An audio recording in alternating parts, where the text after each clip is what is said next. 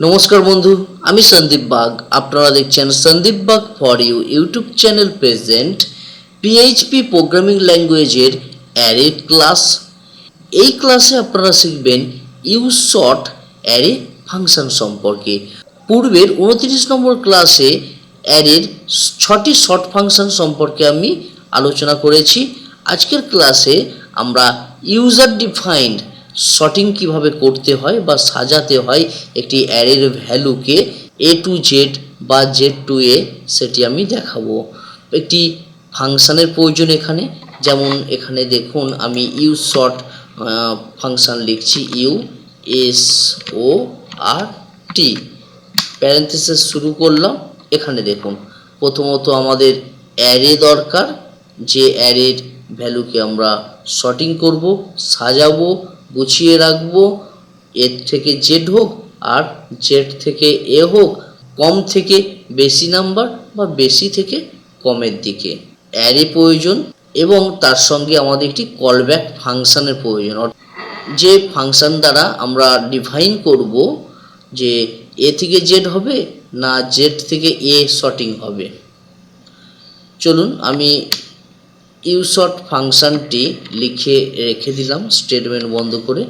এখন প্রথমত আমি একটি অ্যারে তৈরি করব, যে অ্যারের ভ্যালুকে আমরা সর্টিং করব। ডলার নেম দেব, ধরুন আমি এর নাম দেব নেম। এরপর ইকুয়াল টু, থার্ড ব্র্যাকেট শুরু করলাম, থার্ড ব্র্যাকেট শেষ, স্টেটমেন্ট বন্ধ করলাম।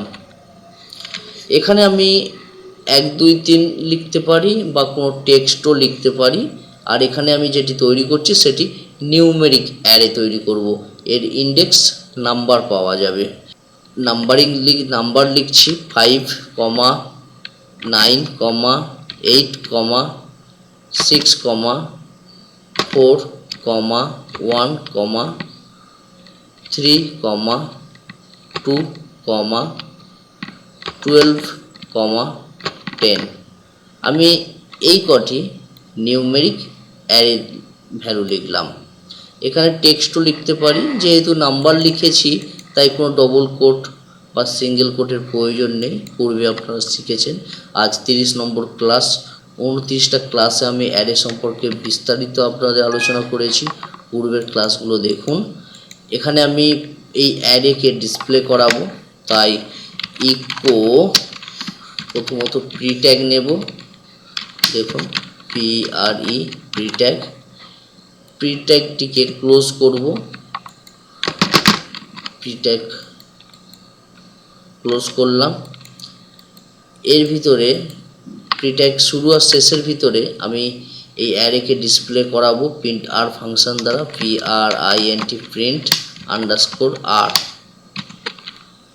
এই ক্লাসটি যদি আপনি নতুন দেখে থাকেন অবশ্যই পূর্বের ক্লাসগুলো দেখুন, দেখার পর তবে এই ক্লাসটি দেখুন, তা না হলে হয়তো বুঝতে সমস্যা হতে পারে। দেখুন অ্যারের নাম ধরে আমি কল করেছি।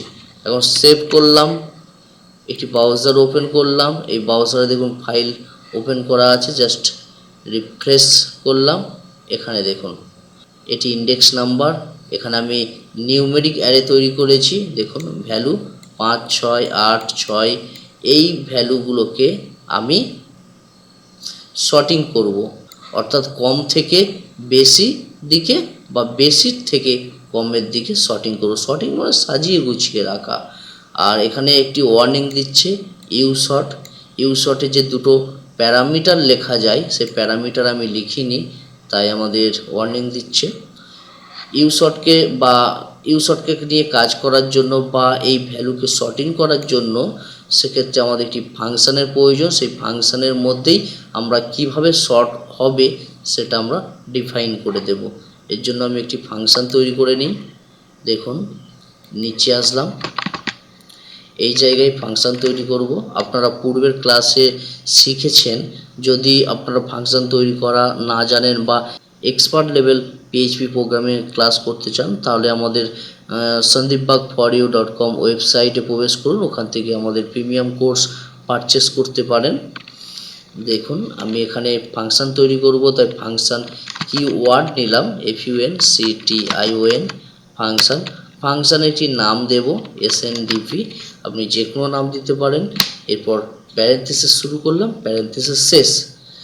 এরপর আমি কার্লি ব্র্যাকেট শুরু করলাম, কার্লি ব্র্যাকেট শেষ। এই কার্লি ব্র্যাকেটের ভিতরে আমি ফাংশনের কোড লিখব। এখানে যে প্যারেন্থেসিস শুরু করলাম, প্যারেন্থেসিস শেষ করলাম, এখানে আমরা দুটো প্যারামিটার ডিফাইন করব। কারণ আমরা এখানে ফাংশন তৈরি করছি এই অ্যারের ভ্যালুকে সর্টিং করার জন্য। তাই বাইরে থেকে কোনো আমাদের ইনপুট দিতে হবে। বাইরে থেকে ইনপুট কোনটা দেব? এইগুলোকে দেব। যে একের পর দুই, যে একের পর দুই হবে, দুইয়ের পর তিন হবে, তিনের পর চার, সেই কন্ডিশনগুলো আমরা এই প্যারামিটারের মাধ্যমে দুটি ভ্যারিয়েবল যুক্ত করব। দেখুন, $a, $b, দুটি প্যারামিটার দিলাম। এখন এই প্যারামিটারকে আমরা বিভিন্ন শর্ত দেব। দেখুন, এর জন্য ইফ যদি ব্র্যাকেট শুরু করলাম, ব্র্যাকেট শেষ করলাম, ব্র্যাকেটের ভেতর $a ইকুয়াল টু, অর্থাৎ সমান যদি হয় $a আর $b ভ্যারিয়েবল, সেক্ষেত্রে আমাদের দেখুন কার্লি ব্র্যাকেট শুরু করলাম, কার্লি ব্র্যাকেট শেষ, এখানে রিটার্ন করবে return, রিটার্ন করবে 0। যদি $a ভ্যারিয়েবলের ভ্যালু আর $b ভ্যারিয়েবলের ভ্যালু যদি সমান হয়, তাহলে আমাদের কন্ডিশন কি হবে? 0। তারপর পরের কন্ডিশন লিখব। এর জন্য আমরা এলস ইফ ব্যবহার করব, ELSEIF, এলস ইফ। এগুলো আপনাদের পূর্বে বিস্তারিত শিখিয়েছি এলস ইফের কাজ। এরপর প্যারেন্থেসিস শুরু, প্যারেন্থেসিস শেষ, এখানে কন্ডিশন দেব $a লেস দেন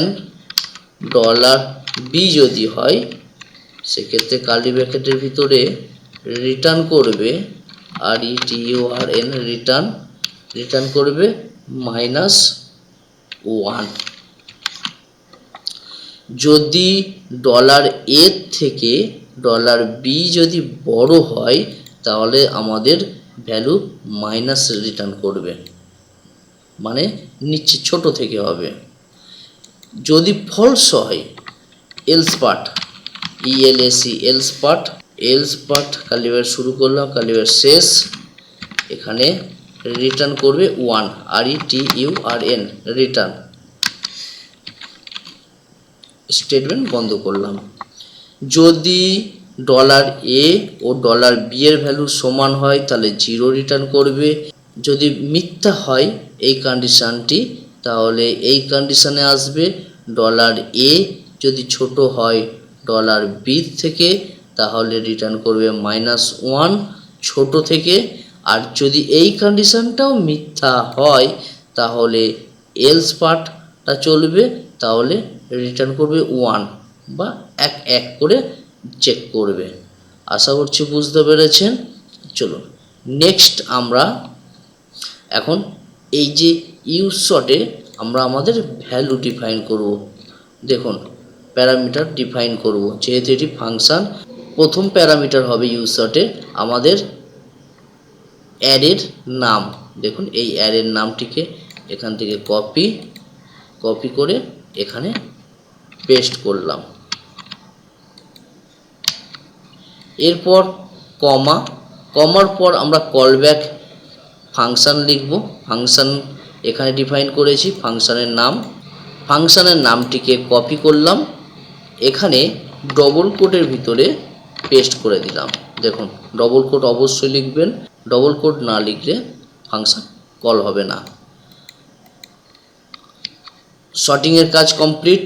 এখন পুনরায় আমরা অ্যারেকে ডিসপ্লে করাবো, তাই এখানে যে কোড লেখা আছে, দেখুন প্রিট্যাগের ভিতর প্রিন্টার, অ্যারের নাম, এটিকে কপি করে নিলাম, নিচে আমরা পেস্ট করলাম।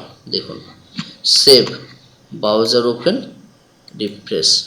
দেখুন, একের পর 2, 2-এর পর 3, 4, 5, 6, 7 নেই, 8, 9, 10, 11 নেই, 12। এইভাবে দেখুন 1 থেকে আমাদের সর্টিং হচ্ছে, অর্থাৎ ছোট থেকে বড়োর দিকে শর্টিং হচ্ছে। আমরা এখানে ফাংশন ডিফাইন করেছি, ইউজার ডিফাইন, আমরা আমাদের মতন ডিফাইন করছি শর্টিং কেমন হবে, কম থেকে বেশি না বেশি থেকে কম। আমি যদি বেশি থেকে কমে চাই সেক্ষেত্রে আমরা এই জায়গায় লেস দ্যানের জায়গায় গ্রেটার দ্যান দেব। দেখুন এক্ষেত্রে কন্ডিশন উল্টে গেল, যে $a প্রথম সংখ্যা বড় হতে হবে দ্বিতীয় সংখ্যার তুলনায়। যদি এমনটা হয় তাহলে -1 রিটার্ন করবে, তা না হলে রিটার্ন করবে 1। দেখুন সেভ, রিফ্রেশ করলাম, এই দেখুন বড় সংখ্যা থেকে ছোট সংখ্যার দিকে আমাদের শর্টিং হলো। এখানে আমরা নাম্বার লিখেছি বলে এখানে টেক্সট লিখলেও একই কাজ হতো, এ থেকে জেড আর জেড থেকে এ। দেখুন এখানে আমি সংখ্যা মাইনাসেও লিখতে পারি, আমি এখানে কমা দিলাম, -9 লিখলাম। দেখুন সেভ, ব্রাউজার ওপেন, রিফ্রেশ, এই দেখুন -9 তারপর 1, অর্থাৎ বড় থেকে একদম ছোটোর দিকে আসছে। আশা করছি বুঝতে পেরেছেন। এই জায়গায় আমি কোনো টেক্সট নিতে পারি, দেখুন টেক্সট, আমি ভ্যালুগুলো ডিলিট করে দিচ্ছি, টেক্সট নেব, টেক্সট ডবল কোটের মধ্যে দিতে হয়, দেখুন ডবল কোট, এখানে আমি BALL বল, কমা CAT ক্যাট, CPU, দেখুন এইগুলোকে অটোমেটিক শর্টিং হবে। এখানে শর্টিং ফর্মুলা কি আছে, গ্রেটার দেন দিয়েছি, অর্থাৎ জেড থেকে এ হবে, প্রথমে হবে আমাদের দেখুন MKM, দেখুন সেভ করলাম, রিফ্রেশ করলাম, এই দেখুন মাউস, কাইট, CPU, ক্যাট, বল, অডিও, অর্থাৎ জেড থেকে এ শর্টিং হচ্ছে। আমি এখানে লেস দ্যান দিচ্ছি, দেখুন সেভ করলাম, ব্রাউজার ওপেন, রিফ্রেশ, এই দেখুন এ থেকে জেড শর্টিং হচ্ছে। আশা করছি বুঝতে পেরেছেন। এখানে আমরা নিউমেরিক অ্যারের ভ্যালুকে শর্টিং করতে পারি নিজেদের মতন, ইউজার ডিফাইন করে শর্টিং করতে পারি। আমি নেক্সট ক্লাসে দেখাবো যে অ্যাসোসিয়েটিভ অ্যারের ভ্যালুকে কিভাবে ইউজার ডিফাইন, অর্থাৎ আমরা আমাদের নিজেদের মতো কাস্টমাইজ করে শর্টিং করতে পারি।